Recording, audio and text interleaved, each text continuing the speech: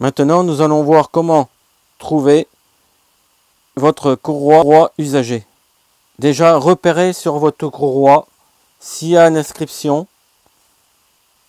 Alors, il faut que l'inscription soit assez nette quand même. Là, par exemple, bon, c'est normal, elle est neuve. Hein. Alors là, par exemple, là, on voit 4L 410.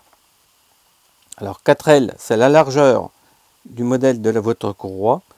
Et 410, c'est la longueur, c'est-à-dire 41 pouces. S'il n'y a pas d'inscription, nous allons commencer par mesurer la largeur de votre courroie. Il existe 3 modèles de largeur.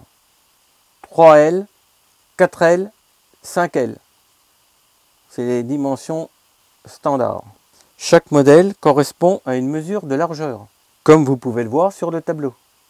Voilà, ici, on le mesure avec un pied à coulisse. Nous sommes à 12,6 à peu près. Donc on est dans le tableau des 12,7. Alors donc là, c'est une 4L. Maintenant, nous allons mesurer la longueur de votre courroie. Alors là, elle est entière. Mais si elle est coupée, vous la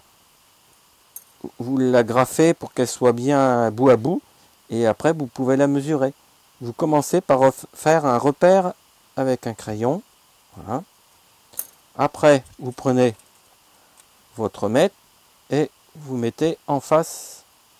Et là, nous allons avancer tout doucement, tout en maintenant le mètre et la courroie sans bouger.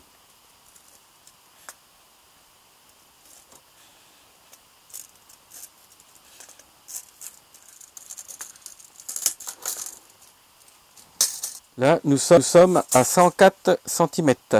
Maintenant que vous avez la longueur, la largeur, maintenant vous pouvez choisir votre courroie.